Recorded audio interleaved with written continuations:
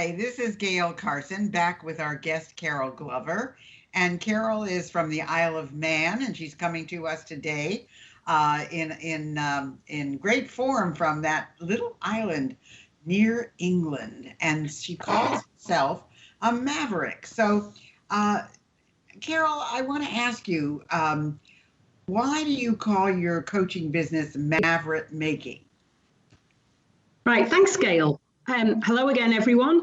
So when I was running a £300 million business in the UK, and I got the job without really even applying for it. I was strong-armed by the chief executive because I was a young woman. It was a strange industry, Halfords, the automotive business. And so I took the job. And after a few months, he came to see me and he came in my office, he said, "How are you getting on?" And I said, "You know what? It's better than I expected," which, is, I obviously am not the sort of creepy person who creeps to the chief exec. And he said, "I knew you could do it." And when he went out of the office, he looked over his shoulder and he said to me, "I've always loved Mavericks." And I'm like, what is he calling me a maverick for? What on earth is that about? Anyway, if we fast forward to 18 months ago, I have a coach. I have worked with an amazing American coach called Jason Goldberg. He wrote the book Prison Break. He's based out of LA. And in June last year, I was in Portugal with him developing what would become my business because I'd got qualifications and I got all sorts of accreditations because I want to travel as a coach. And this is going to enable me to travel. And I wanted to have something to carry to show that I'm the real deal.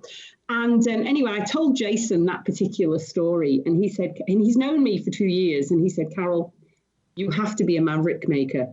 So that's where it came from. Now, what I have to say is I don't make mavericks because people are mavericks or they're not.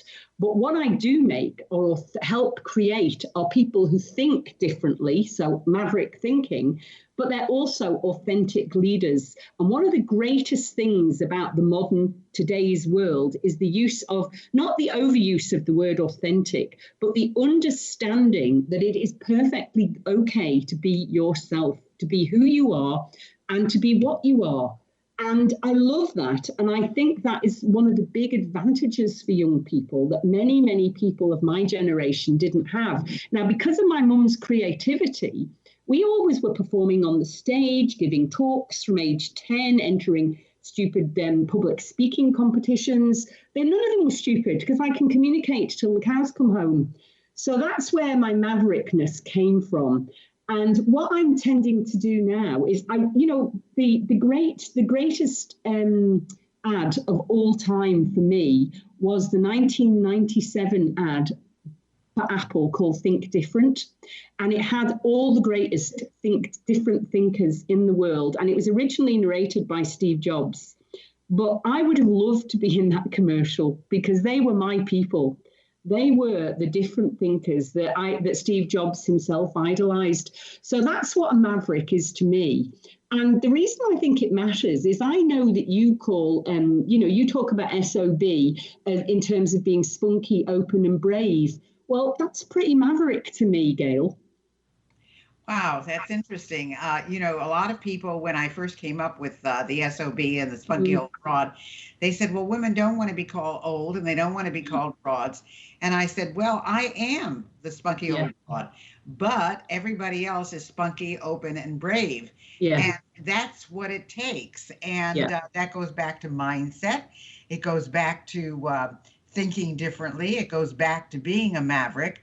So how do you believe, we talked about this a little bit in the first segment, but I don't think enough, how can women get to the top of their game without using excuses? Because a lot of women use blame and excuses, and that's not, and I will say that there are situations where there is bias and there is prejudice, but definitely. So how do women get to the top of their game? Well, I think the first thing is we need to look at today's context for this, because a year ago, I did a big talk in London to a lot of female leaders in the distribution industry. And I referenced a report from the Harvard Business Review that had just come out, and it identified the 19 key characteristics for leaders for the future. And this is from September last year. And it then looked back over reviews of hundreds of thousands of people that had annual reviews done, or appraisals, or what, personal development reviews. And there were 19 categories. And in 17 of the categories for a leader, women outscored men. And that means that women inherently have the amazing skill set of the 2020s, so much more readily available. And it goes back to what you said about a woman will think she's only got 3 things out of 5 and won't go for it. A man will have 1. Well, a man can, at the moment, has only got 2 out of 19, but he'll still go for it. I think the biggie for us is firstly creativity. Creativity is really important, and so many women are creative. And what do I mean by that? How many, and I know men do this as well, but how many people do art? How many people cook? How many people knit? How many people embroider? How many people have interests to go out and enjoy nature, walk with the kids, be inspired by it all? That is where creativity lives. The next one, and you have touched on this totally, because you and I are 2 of a kind. We are communicators. And that comes back to not just the skill to communicate, it's the skill for people to be comfortable with us, to build empathy, to build rapport, to harness the superpower of the 2020s, emotional intelligence. And inherently, women have this skill. So what I would be saying to women, and it is, don't play by the men's rules, because everybody thinks the men's rules are the only rules. Well, they're not, because we have superpowers. They live within us. We can touch them and we can release them really quickly. And they are what the difference is. So what would I be saying? Number 1, be clear on what you want to achieve. Stop playing by other people's rules. What is it you want? And when you say getting to the top, and these are words I use, what does the top mean to you? Because it doesn't mean the same to everybody. Is it the top of your game? Is it the top of an organization? Is it to be happy? Is it to have great work-life balance? Whatever it is you want, be clear what it is you want. It is so much easier to go for it. The next item for me is to keep the curiosity, keep developing, keep learning. Learning is the number 1 retained skill that we need to have for the future of work as human beings, male or female. So stay curious, keep learning.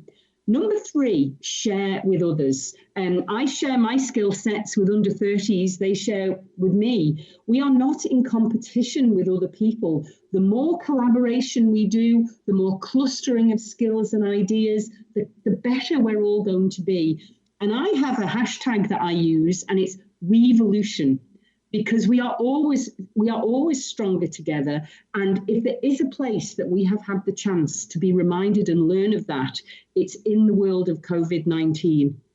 Because it was so easy to use very negative words like social isolation and, being stuck on your own. And then certainly where I live and where my husband's family live in England and where my sisters are, the communities have risen. And this is a great positive of if there is such a thing, of where we are. And I want that to stick for the future. And women are so key to creating Weevolutions. That's interesting you say all of these things, Carol, because first of all, I think I have to say in the States, I think we've done a terrible job of controlling COVID. I mean, people just say, well, my constitutional rights and I have this and I have that. But what about my constitutional rights, and there are so many multi-generational families here. And, if a youngster gets sick or doesn't even know they have the conditions, they can bring it home to the elderly grandparent. So there's so many things. And the other things, too, are the fact that we don't have in our political system the female leadership that many countries have. And, there are prime ministers, there are presidents who are female. And here we've always had males. We finally are having a vice president female who may or may not be elected, depending on what happens in our elections. But the whole point is we've been, I think, brainwashed with so many you can't do it messages. Yeah. And that's where mindset comes in, and that's where family environment comes in. Yeah. So what do you think that people need to hear to live a full and well-rounded life? And I think it's important that you pointed out, and I firmly believe in this, success is not always money. Success is not always the top position. Success is what you want to achieve in your own mind. And whatever that is, I mean, there are some people who don't want to be at the top of the perch. And one of the things that, of course, women have always done is they have led the households, and they have kept the community together. Correct. And they have done the things that they didn't even think about because it was natural and it was ingrained. So what do you say that women need to do to be successful in their business life? Yeah. Right. Well, that's great. Thanks. And to come in on what you said there about COVID and female leaders, it would be very hard to top Jacinda Ardern from New Zealand as a leader who has been amazing leading her country. I mean, it's got a small population, 7 million, but nonetheless, she has been amazing. And when people say to her, how have you done this so well? She said, because we make decisions from kindness. Now, how many leaders say that in the world? True. We make decisions from kindness. Now, in the island that I live in, it's an island. We have borders. Our leaders closed our borders quickly. And that's why we can sit here today and say we've had no cases for 4 months. But unlike many of the other leaders around the world, we have a small, proud government here. But frankly, the people who run our island are people like, an ex-teacher, an ex-farmer and whatever. But these people are leading with compassion because they are totally in touch with the communities and what the communities want. And in doing that, the community has stayed very united. So it's very interesting to see this notion again with 2 key female strengths, kindness, not that men don't have them, but kindness and compassion. And I hope we're going to see a lot more of that. Now, what about, so going back to this question, to live a full and well-rounded life, for me, it's really important that we live full and well-rounded lives. You often hear the word balance. That's a word that Arianna Huffington uses, because like many of us, we've had our moments in our lives and our careers, and they've encouraged us to take stock. But my 3 top tips, well, number 1 is to keep learning. And it's to do that, it's to stay curious, because that is where learning lives. Stay curious, keep learning. If you see something you don't understand, ask. If something inside you, and I've heard you use this phrase on podcast, Gail, if your gut instinct is telling you something, trust it, because our gut receives and interchanges messages with the brain all of the time. We used to use phrases like, I felt sick to the stomach, or my gut instinct, and we didn't really know why. My sister's a professor of neuroscience. She's one of the first people to tell us now that the gut actually has receptors and sends messages to the brain. And we've probably always known that. So the first thing is stay curious. If something doesn't feel right, deal with it. If you feel something is leading you somewhere, take a look, see what's there, because there's a reason for that. Number 2, work on yourself as much as your career. And to me, this is about self-leadership. It's about development, and it's about achieving balance. How to do that? Well, you can get a coach. You can take courses. You can join groups online. You can be mentored by others. And I love the mentorship idea. I do a lot of it myself, because what I know is that when I was this young Carol, the ginger punk, the ex-ginger punk, not far out, there were a lot of men who mentored me. I say men because I was in male-dominated industries, but they were dads of daughters. And I was living a long way from home on my own, and they wanted to help me out. We can all do that. I also volunteer at, I mentioned right early on in episode 1, I volunteer at organisations, because that helps me to learn, and it helps me to appreciate that there are bigger things than me going on in the world. So a charity is a great place to get new perspective and new skills, because to get on with it, you need to be in the place where you are taking in as many stimulants as possible. Now, another key aspect about going for what you want is the people that surround you. And this is to do with the programming that you're getting from your friends, your relatives, your colleagues. This needs to be feeding back into what I said earlier about knowing what it is you want. And if you are not getting what you want from that, then you need to consider if these people need to be with you, because I don't mean this in a callous and hard way, but I mean that if you are going to carry on growing and yourself as much as your career, you need to be with people who help you grow, who you help to grow. And then finally, the most important thing for the 2020s is to embrace all the change that comes along. Even if it's a pile of what I call shit that we've had this year, it's been change. And I've been coaching and mentoring people whose businesses have grown dramatically this year because they have learned to think differently and see opportunity. So embrace all change, grow your mindset, create an environment in your work where people can learn, i.e. a learning culture means they make mistakes, they learn from them, they move on, share, invest in yourself, and also be prepared to go out on your own as an entrepreneur.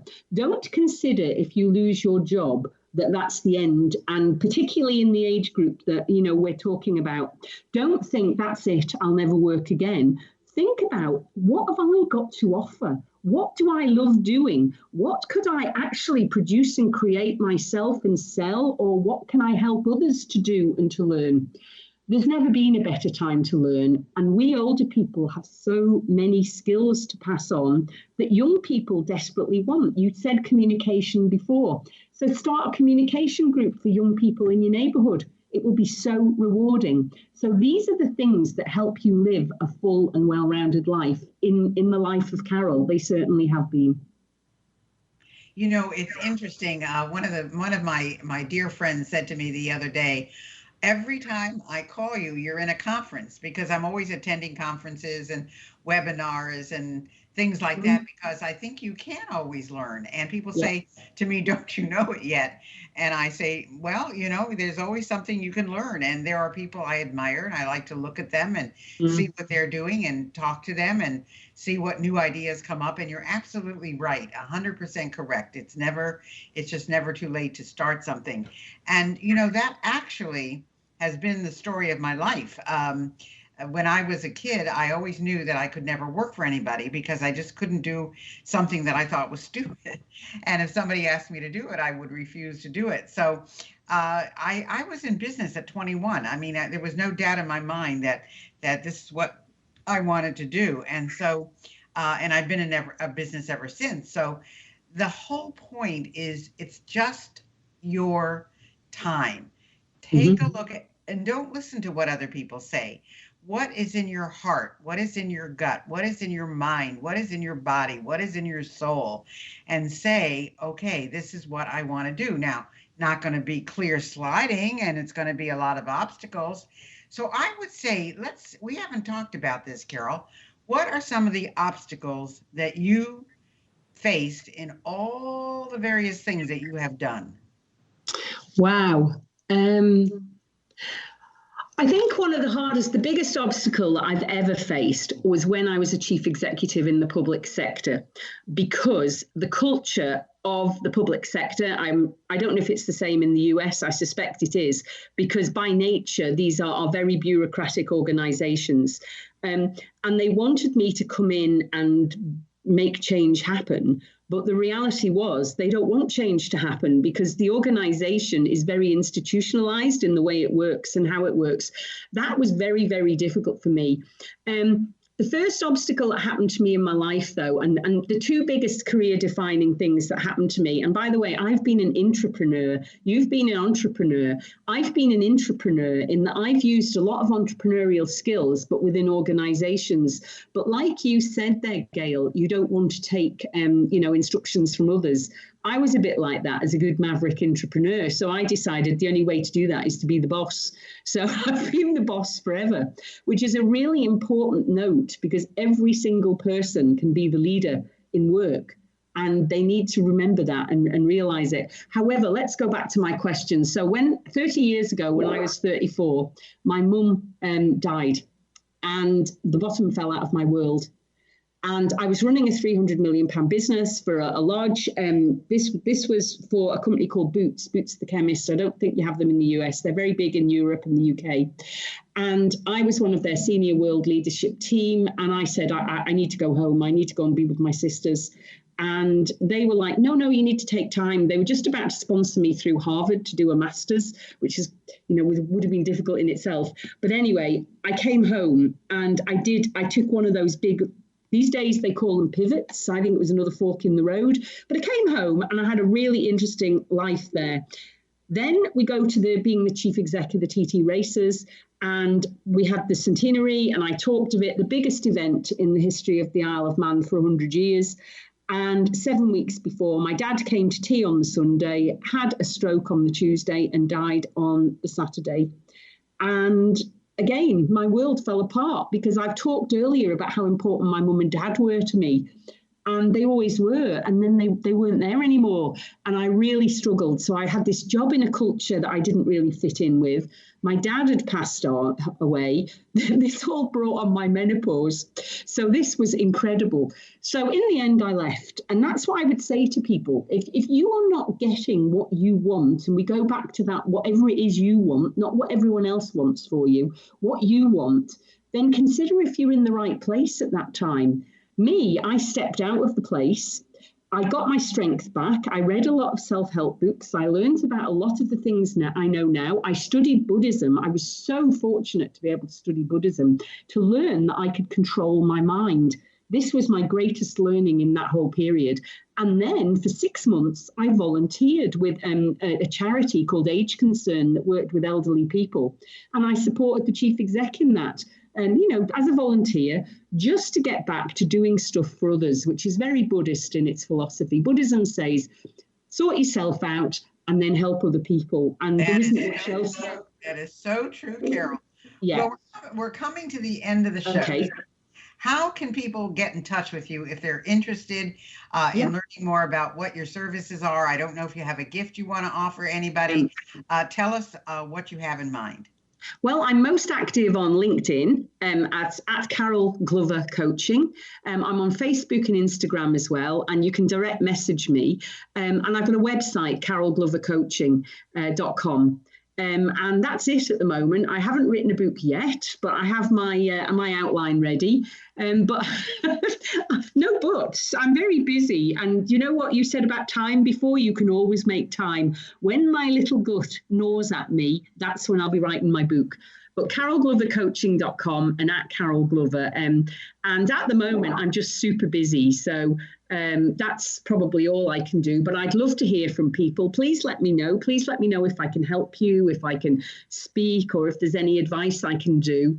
I'm doing a big event across Europe in November for female leaders.